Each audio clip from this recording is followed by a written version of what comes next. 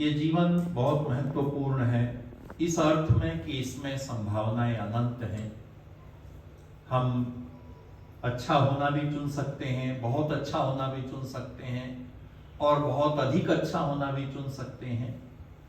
हम इसके विपरीत भी चुन सकते हैं।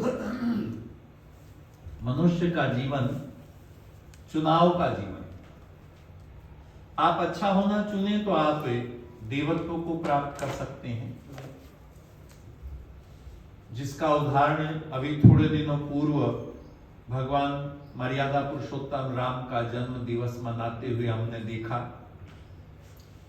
कि राजा की संतान होकर के उनका जीवन इतना महान है, इतना विशाल है, इतना विस्तृत और इतना श्रेष्ठ है कि वो सारी दुनिया के लिए लाइट हाउस है, प्रकाश स्तंभ है। ये चुनाव अच्छेपन का चुनाव। उसी समय में एक और भी चुनाव, एक और भी व्यक्ति है जिसके जीवन का चुनाव है, जिसे आप रावण कहते हैं, दशानन कहते हैं। चुनाव उसने भी किया है, वह भी ज्ञानी है, वह भी ऋषि की का पुत्र है, लेकिन उसका चुनाव कुछ ऐसा है कि वो उसे आप दशानन कहते हैं। दशानन का अर्थ होता है आनन यानी मुख, दश यानी 10, 10 मुख। भगवान ने हमारे शरीर में 10 इंद्रियां तो दी हैं, लेकिन उन 10 इंद्रियों से हम एक ही कार्य नहीं करते, अलग अलग कार्य करते हैं। लेकिन जो व्यक्ति 10 इंद्रियों से मुख का काम लेने लगे, यानी जैसे मुख से हम खाते हैं, ग्रहण करते हैं, ऐसे 10 इंद्रियों से सिर्फ ग्रहण करने का, खाने का, लेने का काम करने लगे, तो फिर ऐसे व्यक्ति को हम इंसान नहीं कहते, हम उसको राक्षस कहने लगते। उसका चुनाव ग्रहण करने का था, और राम का चुनाव दशरथ की संतान है। राम, एक विचारक ने बड़ी अच्छी बात लिखी, उसने कहा कि जो दशरथ होते हैं उनके घर में राम जैसी संतान पैदा होती है, और जो दशानन होते हैं उनके घर में उसकी पूरा अपना राज्य ही समाप्त हो जाता है। तो हमारा जो जीवन है ये चुनाव का जीवन। आपने चुनाव किया, आप सत्संग में आ गए, आप और भी कहीं जा सकते थे समय को बिताने के लिए, और भी कोई कार्य में हिस्सा ले सकते थे, टीवी खोल के बैठ सकते थे, लेकिन जब आप आ गए तो आपके भीतर कुछ सात्विकता है, आपके भीतर कुछ प्रसन्नता है, प्रेम है, आपके भीतर कुछ ईश्वर के प्रति भाव है, जिसके कारण आप आकर के उपस्थित हुए। एक बात और कहता हूं, फिर बात शुरू करूंगा। जीवन में कुछ गुण ऐसे हैं जो अपरिहार्य हैं, जो अगर हैं तो फिर जीवन बहुत अच्छा है, जिनका होना जीवन के लिए बहुत अच्छा है। उनमें सबसे पहला गुण है ग्रेटिट्यूड का, कृतज्ञता का। कृतज्ञता इंसान के जीवन का सबसे बड़ा गुण है। संतान में हो तो संतान अच्छी, इंसान में हो तो इंसान अच्छा। आप सब लोग, हम सब लोग यहां आर्य समाज में आते हैं, उसके पीछे सबसे बड़ा गुण हमारा होना चाहिए कृतज्ञता, उस परमात्मा के प्रति कृतज्ञता, जिसने इतना सुंदर जीवन दिया, इतना सुंदर संसार दिया। गृहस्थों की साहब भजन गा रहे थे, जिसने सारा ब्रह्मांड बनाया, और ब्रह्मांड नहीं, हम सबको बनाया, हमको ऐसा अवसर दिया कि हम आकर के उपस्थित हैं। तब उस परमात्मा के प्रति उसके प्रति कृतज्ञता का भाव जीवन में होना सबसे बड़ा गुण है। दूसरा कहते सरलता। आज के जमाने में ये बहुत आवश्यक गुण है। सरलता जीवन से धीरे धीरे समाप्त हो रही, टेढ़ापन बहुत आ रहा है। आपस के संबंधों में भी आप देखें तो बहुत सरलता नहीं रह गई। एक दूसरे के साथ व्यवहार इंसान का बहुत टेढ़ा होता चला जाता है। जो बोलेगा टेढ़ा बोलेगा, सीधा नहीं बोलेगा। आप अपने परिवार में, जहां समाज में आप रह रहे हैं, वहां भी बहुत सारे लोग बोलेंगे, पर कुछ ना कुछ उल्टा बोले। तो सरलता जीवन का बहुत अच्छा गुण, बहुत महत्वपूर्ण गुण है। जीवन में सुख चाहिए तो कृतज्ञता होनी चाहिए, सुख चाहिए तो सरलता होनी चाहिए, सुख चाहिए तो करुणा भी होनी चाहिए। करुणा का भाव भी इंसान के जीवन में बहुत जरूरी है। अगर व्यक्ति हृदय में करुणा का भाव रखता है। अपने यहां तो भगवान का एक नाम है, भगवान को आप कहते हैं दीन बंधु, दरिद्र नारायण, ये सब भगवान के नाम रखे। क्यों रखे गए? इसीलिए कि परमात्मा सबका ख्याल रखता है, तो हमको भी सबका ख्याल रखना है। अपने लोगों का ख्याल तो हम रखते ही रखते हैं, लेकिन अपने बाहर निकल करके भी जहां जहां जितना जितना संभव है, ये जो आर्य समाज है इसका एक नियम है कि अपनी ही उन्नति में संतुष्ट नहीं रहना चाहिए, बल्कि सबकी उन्नति में संतुष्ट रहना चाहिए। अभी तो समस्या ये है कि मैं हर जगह अपने आपे को ही देखता हूं। अभी तो मैं देखता हूं, मैं देखता हूं कि मैं ऐसा हो जाऊं, मैं ऐसा कर लूं, मैं वैसा कर लूं, मैं वैसा कर लूं। हमारे चिंतक कहते हैं कि यदि जीवन का आनंद लेना है, जीवन में प्रसन्नता प्राप्त करनी, देखो बहुत सारी चीजें हमको इस अवस्था तक जीवन की समझ में आ गई। एक ये बात समझ में आ गई कि जो प्राप्त है उसको पर्याप्त मान ले तो बहुत खुशी, बहुत प्रसन्नता है। जो प्राप्त है वो अपर्याप्त है मान ले तो बहुत परेशानी। इंसान है आज के समय में जो प्राप्त है उसको पर्याप्त मानने का भाव डेवलप कर पाए धीरे धीरे हम अपने आप को, तो ये बहुत बड़ी चीज है। अन्यथा तो उसके पास ऐसा है, उसके पास वैसा है, उसके पास वैसा है, ऐसा जीवन में आता रहता है। हमारे पास तो ये चीज नहीं है, ये चीज जितना है।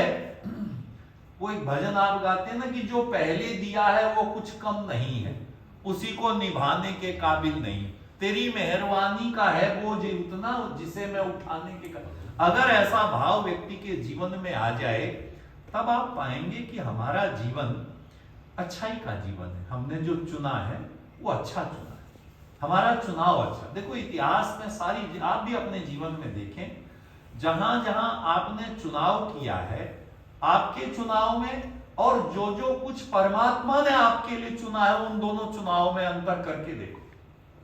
हमारे चुनाव में कहीं ना कहीं आप पाएंगे कि मेरा स्वार्थ उसके साथ साथ घूम रहा था, और परमात्मा के चुनाव में ऐसा नहीं था।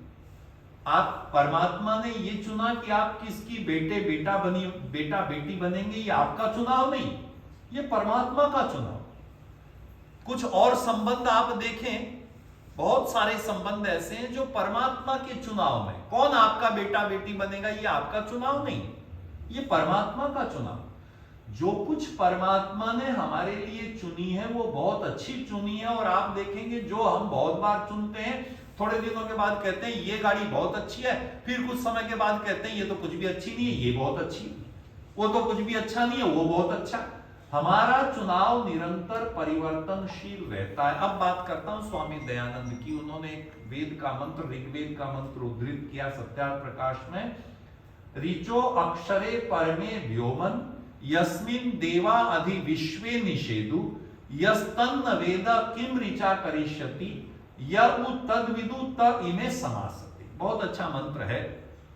भगवान कहते हैं ऋचो अक्षरे परमे व्योमन, वो जो परमात्मा है ना वो अक्षर है।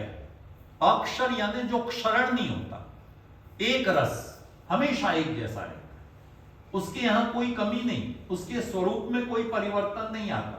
हम घड़ी घड़ी बदलते रहते हैं। किसी समय आप घर परिवार को भी ठीक नहीं बोलते, आप कहते हैं वो ठीक नहीं था, उस समय आपने बोला ना तो ऐसा नहीं था।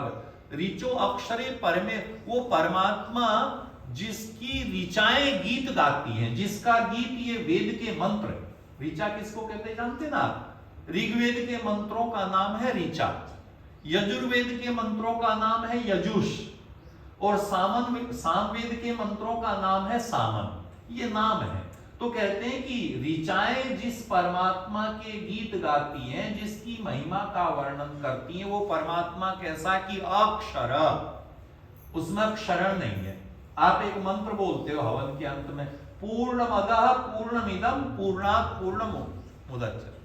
आप कहते हैं कि पूर्ण में से ले लो तो भी पूर्ण है, न लो तो भी पूर्ण, वो तो पूर्ण है, वो अक्षर है, उसमें कोई क्षरण नहीं। परमात्मा ने जितना आपको दे दिया आप और प्राप्त कर ले, और प्राप्त कर ले। आप पात्र बनते चले जाएं, भगवान का देना बंद नहीं होगा, आपकी पात्रता सिद्ध होती रहे, वो निरंतर देता चला जाएगा। आवश्यकता है अपने आप को पात्र बनाना। भगवान कहते हैं ऋचो अक्षरे परमे व्योमन, वो सारे संसार में व्योम में जैसे अंतरिक्ष ऐसे परमात्मा समाया हुआ है, जिसका वर्णन ऋचाएं करती है। आगे कहते हैं यस्मिन देवा अधि विश्व निषेधु, निषेधु यानी निवास करते हैं, यस्मिन यानी जिसमें, अधि विश्व देव, ये सारी संसार के देवता, ये सारी दुनिया के देवता जिसमें निवास करते हैं वो परमात्मा अक्षर है। हमारे यहां देवताओं को लेकर के बहुत बड़ा लोगों के मन में भ्रांतियां कई बार होती। कुछ लोग मैसेज भेजते हैं ना कि हिंदू धर्म में कितने देवता हैं, 33 करोड़ देवता हैं। कुछ लोग उसको थोड़ा सा मॉडिफाई करते हैं समझ के साथ, बोले ये करोड़ का मतलब कोटि शब्द है, और कोटि का मतलब होता है तरह के, उसका वेरिएशन, उनकी कैटेगरी है। 33 करोड़ नहीं है, 33 तरह के देवता है। स्वामी दयानंद ने सत्यार्थ प्रकाश के 7वें समुल्लास में इस बात का उल्लेख किया कि 33 देवता कौन से हैं हमको जानना चाहिए, क्योंकि हम तो 33 करोड़ देवता को भी स्वीकार कर लेते हैं। हम तो यहां से निकलते हैं, देखो जितने, एक बात और मैं आपसे कहना चाहता हूं, हमारे धर्म की, हम लोगों की एक और परंपरा है कि जिस व्यक्ति के जिस गुण को, जिस महान शक्ति के जिस गुण को हम स्वीकार नहीं कर सकते, उसके मंदिर बना देते हैं, उसके नाम से कुछ ना कुछ बना देते हैं। गांधी जी ने अपने जीवन में जो कुछ गुण धारण किए, बड़ी मुश्किल से धारण किए। गांधी के गुण धारण करना, सत्य अहिंसा बड़ा मुश्किल है। गांधी मार्ग बना दिया कि लो, हम गांधी के मार्ग पे नहीं चल सकते, गांधी के नाम से मार्ग तो बना ही सकते हैं, तो हमने गांधी के नाम से मार्ग बना दिया। ऐसे ही सभी महापुरुषों के साथ हमने किया। हमारे पास लिए बहुत आसान है, इसका नाम दयानंद मार्ग हो जाए या इसका नाम दिगंबर मार्ग हो जाए, या ये बहुत आसान है। उस जीवन पर, उस परंपरा पे चलना बहुत मुश्किल। तब कहते हैं कि उस परमात्मा में सारे देवता उसमें निवास करते। कौन से देवता हैं? ऋषि ने लिखा वहां कि देवता अपने यहां 33 होते हैं। 33 तरह के नहीं, मतलब कोटि की बात नहीं की, उन्होंने कहा 33 ही देवता हैं। कौन से 33 देवता हैं? कहने लगे 8 वसु। 8 वसु हैं। कौन से 8 वसु हैं? आप जिससे ये हमारा जीवन चलता है, पृथ्वी जल अग्नि वायु आकाश, सूर्य चंद्रमा और नक्षत्र। आप याद रखना, जहां बैठे हो ना, इस देश में बहुत सारी चर्चा व्हाट्सएप पे भी चलती है और वैसे भी चर्चाएं चल रही होती कि इतने देवता हैं। स्वामी जी ने कहा कि ये 8 वसु हैं। वसु यानी जिनकी वजह से हम संसार में बसते हैं। पृथ्वी है तो बसते हैं, वायु है तो बसते हैं। देखो, इसीलिए क्योंकि हमारा जीवन इनके आधार पर है, इसलिए हम इनकी पूजा करते हैं। अच्छा, अब बात आई पूजा की। पूजा करते हैं का मतलब क्या है? हम पूजा कैसे करते हैं? आप तो यहां की बात नहीं कर रहा। हम बहुत सारे हमारे भाई बंधु ऐसी पूजा करते हैं कि उनको विकृत कर देते हैं। कैसे? जल देवता है, जल में फूल डाल दिए। गंगा में जाकर के देखो, गंगा में स्नान करते हुए इतनी घिन आने लगती है। कोई फूल आके चिपक रहा है, कोई गली सड़ी माला आके पैर में फंस जाती है, कोई कुछ हो जाता है। हरिद्वार जाते हो आप, देख करके हमने जो देवता था उसकी शुद्धि की बजाय उसको अशुद्ध कर दिया। बहुत बार लोग गंगा में दूध क्विंटलों दूध डालते हैं। अरे गंगा में दूध डाला जाएगा तो खराब होगा। स्वामी जी ने लिखा कि पूजा शब्द का अर्थ क्या होता है? संस्कृत की एक रूट है पूज सेवायाम, कि पूजा शब्द का अर्थ होता है सेवा करना। और स्पष्ट किया कि सेवा का मतलब क्या है। अगर कोई मेरी सेवा करना चाहता है, कोई आपसे कहे कि मैं आपकी क्या सेवा करूं, तो आप कहते हैं कि देखो भाई मुझे पानी चाहिए, आपको पानी चाहिए, पानी मिल गया, उसने आपकी सेवा की। आपको जिसको, मान लीजिए जिसको जो कुछ चाहिए, हमारे चिंतन कहते हैं सेवा का मतलब होता है जिसको जो कुछ चीज चाहिए उसको वो देना, वो उसकी सेवा है। ठीक है जी। अब जिनको हम देवता कहते हैं, इनको हमसे क्या चाहिए? इनको तो एक ही चीज चाहिए कि हम अपने आप को और उनको शुद्ध रखें। हम तो सारी चीजों को अशुद्ध करते जाते हैं। पृथ्वी हमने अशुद्ध कर दी, इतना गंद फैला दिया। जमीन के अंदर ऐसा पानी, ऐसा जहर डाल दिया कि वहां से पानी निकलता है, जहर निकल रहा है। इन सब को हमने अशुद्ध कर दिया। अशुद्ध कर दिया तो उनकी सेवा हुई कि उनके प्रति दुर्व्यवहार हो गया, हम उनके प्रति दुर्व्यवहार हो गए। सेवा तो आप कर रहे थे अभी थोड़ी देर पहले, देखो इसीलिए आहुति देते हुए आप क्या कहते हैं? अग्नये स्वाहा, सोमाय स्वाहा, वायवे स्वाहा, इंद्राय स्वाहा, आप सबके लिए आहुति देते हैं कि ये जो अग्नि है ना, इस अग्नि का स्वभाव शुद्ध करना है, तो हम सबकी शुद्धि के लिए प्रयोग करते हैं। ऋषि ने कहा कि ये जो देवता हैं जिनको 8 वसु कहते हैं, इन वसुओं की पूजा करने का मतलब होता है इनकी शुद्धि के लिए प्रयत्न करना। मैं प्रतिदिन ऑक्सीजन लेता हूं और कार्बन छोड़ता हूं। ऑक्सीजन कहां से आएगा अगर सारे लोग कार्बन ही कार्बन छोड़ने लगे, सारे वृक्ष काट दें, वातावरण में कोई कर्म, धरती पर कोई ऐसा कर्म ना हो जिससे ऑक्सीजन पैदा हो, तो ऑक्सीजन कहां से आएगा? फिर वो आजकल वो मशीन आ गई है। कल ही कोई व्यक्ति मुझसे कह रहा था, शास्त्री जी मेरा तो ऑक्सीजन लेवल कम ही रहता है, ज्यादा होता ही नहीं, डॉक्टर को भी दिखाते रहता हूं। कहां से पूरा होगा? सांस हम पूरा लेते नहीं, लंग्स हमारे पूरे खुले नहीं, हमको ऑक्सीजन मिलती नहीं, हमने कार्बन इतना ज्यादा कर दिया है, तो देवताओं की पूजा कैसे हुई? देवताओं की पूजा तो हुई नहीं, हमने तो अशुद्ध करना उनकी पूजा मान लिया। वायु में इतनी सारी चीजें, आप देखो सारी चीजें, है ना जी। तो कहने लगे कि ये 8 वसु सबसे पहले देवता हैं, ये हैं तो हम बसते हैं, ये हैं तो हम धरती पर बस पाएंगे। आप देखो इस धरती का एक नाम है, हवन करते हुए आप शुरू में कहते हैं देव यजनी पृथ्व्या, इस पर देवता यजन करते हैं, हमारे पूर्वज यजन करते थे, हम कोई पहले थोड़ी ना। हम तो अग्नि की स्थापना करते हुए ये कहते हैं कि भगवान मेरे पूर्वज, मेरे देवता, मेरे जितने लोग, अभी भगवान राम का जन्मदिन हम मना रहे थे, मैं कल बोल रहा था, मैंने कहा राम का तो जन्म ही यज्ञ से हुआ था, पुत्रेष्टि यज्ञ हुआ तो जन्म हुआ।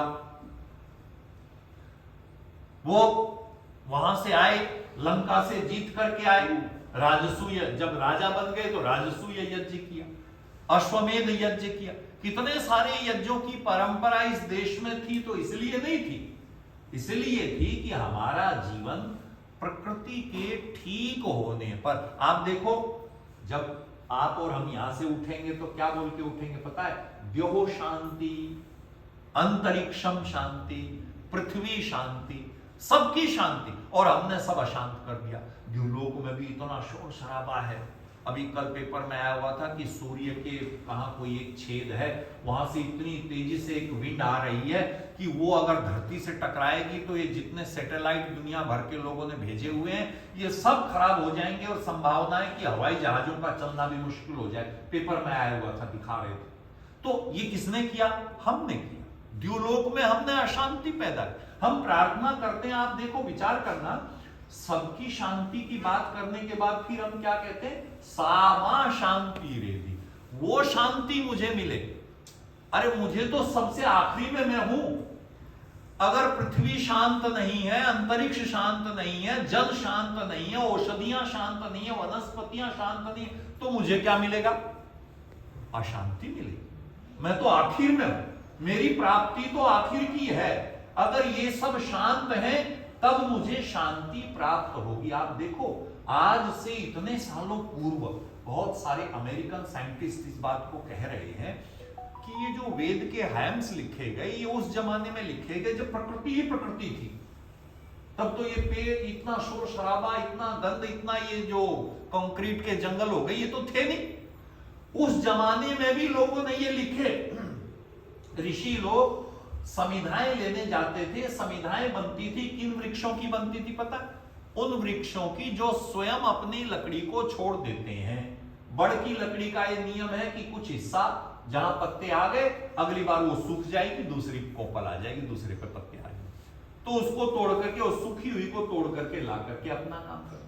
उस समय जब मंत्र लिखे गए, उस समय प्रार्थनाएं लिखी गई, जबकि सारी प्रकृति हरी भरी थी। तो किस लिए? इसलिए कि वो ऋषि थे, वो ये जानते थे कि समय ऐसा आने वाला है जब व्यक्ति को इन सारी चीजों को बताने की, जताने की, याद दिलाने की आवश्यकता पड़ेगी। नहीं तो अभी कोरोना आया और हर घर में हमारे यहाँ वो मशीनें आ गई, सांस लेने वाली मशीन घरों तक तो आ गई, धीरे धीरे जेब में भी आएंगे अगर यही हाल रहा।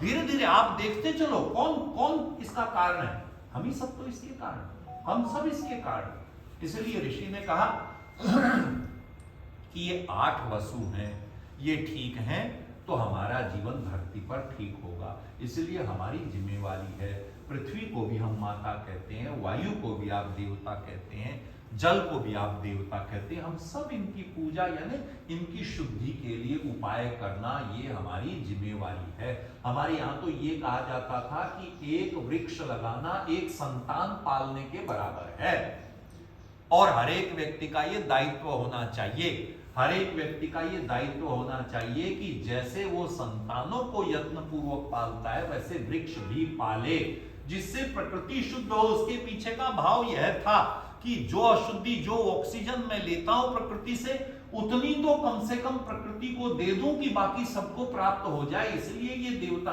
अगर हम ऐसा कर जाएंगे तो हम उनकी पूजा कर रहे हैं। कहने लगे 8 वसु 11 रुद्र। 11 रुद्र तो आप जानते हो, प्राण, अपान, ज्ञान, समान, उदान, कृकल, देवदत्त, धनंजय, नाग, कूर्म है जी। इनको अपने यहां हम तो मोटे तौर पर एक चीज जानते हैं, प्राण। हमारे ऋषियों को आप देखो, हम तो सिर्फ प्राण को जानते हैं, ये सांस लेते हैं। ऋषियों ने कहा इतना ही नहीं, प्राण के साथ साथ अपान हम जो छोड़ते हैं, जो नाभि से हृदय तक आता है, जो हृदय से कंठ तक आता है, जो सारे शरीर में विचरण करता है, ये 5 मुख्य प्राण हैं और 5 फिर उप प्राण। अपने यहां तो विधान यह है कि शरीर पूरा हो जाता है, उससे पूर्व ही ये प्राण अपने आप को सिकोड़ना शुरू करते हैं और धीरे धीरे यहां आ जाते हैं। इसलिए आप कई बार कहते हैं शरीर ठंडा पड़ गया, शरीर ठंडा पड़ गया। देखो जब आप जवान थे ना, शरीर ठंडा नहीं होता था। अब जैसे जैसे बड़े होते हैं ना, सर्दी आती है, आपके हाथ पैर फटाफट ठंडे, ठंड ज्यादा लगती। क्यों? क्योंकि प्राण क्षीण हो रहे हैं, प्राण कमजोर हो रहे हैं, प्राण वायु शरीर में जितनी चाहिए उतनी नहीं प्राप्त हो रही है। इसलिए जैसे जैसे हम बड़े होने लगते हैं, हमारा शरीर बताने लगता है, हमको ऋतुएं बताने लगती हैं, हमको समय बताने लगता है कि शरीर में प्राणों की आवश्यकता है। प्राणायाम आप करते हैं, ध्यान आप करते हैं, तो उसकी पूर्ति आप कर लेते हैं, आपने अपने भीतर शक्ति को अर्जित कर लिया। एक बात और, हमारे जितने सेल्स हैं, जितने बॉडी के सेल्स हैं, उन सब बॉडी के एक एक सेल्स को ताजा हवा चाहिए, ऑक्सीजन चाहिए। कहां से मिलेगी? को तो है ही नहीं। अब तो चलो 2-1 दिन से बारिश हो गई तो चलो फिर भी ठीक ठाक हो गया, वरना इंडेक्स आप देखा करो, टीवी पे आता है तो हमेशा ही खतरनाक होता है, हमेशा ही खतरनाक होता है। और लोग कहते हैं जी गैस चैम्बर में जी रहे, हमको तो जीने की आदत हो गई, हमको तो आदत हो गई, पर शरीर तो ऐसा नहीं बना है, शरीर तो उस हिसाब का बना नहीं हुआ, इसको तो शुद्धि चाहिए। अगर ये शुद्ध नहीं होगा तो मशीन जो है जल्दी खराब हो जाएगी। और हम तो एक बात जानते हैं कि जैसा अन्न वैसा मन, जैसा पानी वैसी वाणी। अब पानी खराब तो वाणी खराब, अन्न खराब तो मन खराब। फिर हम कहते हैं जी बहुत गड़बड़ हो गई, जी बहुत ये हो गया। हमारे ऋषियों ने कहा कि नहीं, इन देवताओं को ठीक रखना ये हमारी जिम्मेवारी है। तो 8 वसु 11 रुद्र। रुद्र स्वामी जी ने लिखा कि इनको रुद्र इसीलिए कहते हैं कि ये छोड़ते हैं शरीर को, तो रुलाते हैं, रोते हैं सब लोग। भाई शरीर छोड़ेंगे प्राण तो रोएंगे ना। हम तो मुख्य रूप से प्राण को समझते हैं, बाकी उसके साथी भी धीरे धीरे शरीर छोड़ते हैं तो हम रोते हैं। इसीलिए फिर शरीर का दाह कर्म करना, हमारे यहाँ लिखा कि 4 घंटे के बाद दाह कर्म हो जाए तो अच्छा है, क्योंकि उसके बाद में कुछ प्राण जो है प्रतिक्रिया, ऐसा रिसर्च हुआ है कि आदमी चला गया, अगर उसको आपने कई दिनों तक रखना पड़े मॉर्चरी में तो उसके नाखून बढ़ते हैं, उसके बाल भी बढ़ते हैं, ये चीजें खत्म नहीं होती, वो बढ़ते रहते हैं, क्योंकि कुछ प्राण फिर भी रह जाते हैं। इसलिए अपने यहाँ नियम है कि समय हो गया, सारी चीजें हो गई, तो जितना जल्दी हो सके दाह क्रिया को कर दिया जाना चाहिए। तो 8 वसु 11 रुद्र 12 आदित्य। आदित्य का अर्थ होता है, संस्कृत के आचार्य ने लिखा कि अतिथि आदित्य, खाता है। एक महीना पूरा हो गया, मार्च चला गया, मार्च 1 महीना मेरे आयु को खा गया, अगला 1 महीना आया, 1 कम हो गया। यानी जितनी जितनी महीने गुजरते चले जाते हैं, जब छोटे थे ना तब हम कहते थे हम बड़े हो रहे हैं। हमारे शास्त्र कहते बड़े नहीं हो रहे, आप घट रहे हैं, आप तो कम हो रहे हैं। 80 साल के हो गए तो आपके 100 में से 20 ही रह गए, 80 तो गए। इसलिए इनका नाम आदित्य, अतिथि आदित्य। मनुष्य की आयु को खाते हैं ये महीने, इसलिए इनका नाम आदित्य। 12 मास जिसको आप कहते हैं, इनको 12 आदित्य कहा गया, क्योंकि धीरे धीरे धीरे धीरे हमारे ये जीवन का एक एक समय धीरे धीरे कम होता चला जाता है। हम ऐसा मानते हैं कि बढ़ता जा रहा है, और हमारे शास्त्र कहते हैं कि बढ़ नहीं रहा। गाफिल तुझे घड़ियाल है देता मुनादी, गर्दू ने घड़ी उम्र की एक और घटा दी। धीरे धीरे कम होती चली जाती है। आगे कहते हैं और कहने लगे 8 वसु, 11 रुद्र, 12 आदित्य, प्रजापिता और इंद्र, इन सबको आप मिलाएंगे तो 33 देवता हो जाएंगे। ऋषि ने कहा यस्मिन देवा अधि विश्वे निषेधु, जिस परमात्मा की शक्ति में, जिस परमात्मा की ऋचाओं, वेद की ऋचाओं में, उसके भीतर सारे देवता रहते हैं, जो इन सब का देव है। इसलिए भगवान का एक नाम है महादेव। जो इन देवताओं का भी देव है वो कौन हो गया? वो महादेव। आगे कहते हैं यस्तन्न वेद किम ऋचा करिष्यति, कि यह यानी जो, तत् यानी उसको, न यानी नहीं, वेद जानता, जो उसको नहीं जानता उसका जीवन कैसे, किम ऋचा करिष्यति, वेद के मंत्र उसका क्या लाभ करेंगे। देखो ये चेतावनी है, भगवान एक चेतावनी देते हैं कि उसको जानना बहुत जरूरी है, क्योंकि उसको जाने बिना शंकराचार्य जी ने कहा पुनरपि जननम पुनरपि मरणम पुनरपि जननी। अगर उसको नहीं जाना तो फिर से यही चक्र शुरू हो जाएगा। हो सकता है ऊपर जाने की बजाय नीचे की तरफ चल पड़े। कितने शरीर हैं, मैं तो बहुत बार कहता हूं इंसान के भी कितने शरीर हैं। आप देखो, आप सब भी इंसान हो। वो बेचारा सड़क के किनारे जो चौराहे पर रहता है, सर्दी गर्मी बरसात, वो भी इंसान है, वो भी तो इंसान है। इंसान के शरीर में ही कितना वेरिएशन, आप सोचना, कभी विचार कर। एक आप हो, आपको परमात्मा ने सुख संपत्ति साधन दिए, उसके साथ साथ ऐसी बुद्धि दी, ऐसा अवसर दिया। सिन्हा साहब आए, ये बहन जी भी आई। देखो ये संजोग, ऐसी परिस्थितियां होती हैं। तुलसीदास जी ने कहा बिनु सत्संग विवेक न होई, प्रभु कृपा बिनु दुर्लभ सो होई।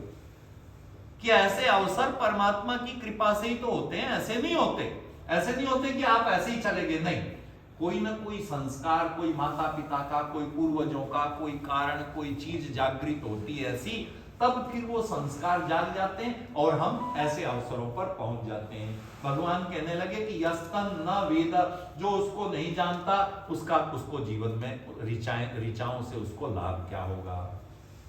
और आगे कहने लगे यतउ वेद, जो उसको जानता, त इमे समासते, ऐसा व्यक्ति जो उसको जानता है वो जीवन में आश्वस्त हो जाता है।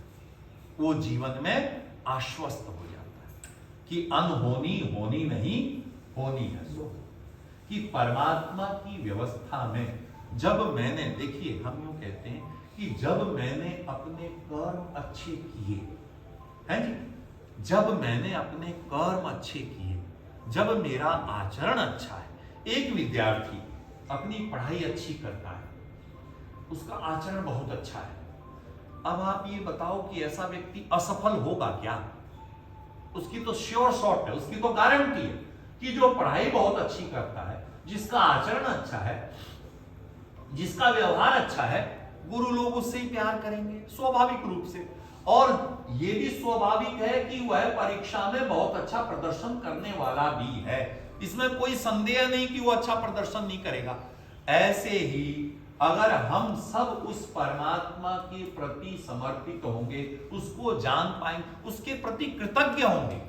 देखो ये जो देश है ना, मैं कई बार आपसे कहता हूं, इस देश की इतनी विशेषता है कि हम सबके प्रति कृतज्ञ होते। पुराने टाइम में क्या था, नदी के ऊपर से ट्रेन गुजरती थी तो हमारे बुजुर्ग कहते थे कुछ पैसे डाल दो। समुद्र के किनारे कभी रामेश्वरम, पुरी कभी जाते थे तो कहते थे कुछ पैसे डाल दो। क्यों? कृतज्ञता।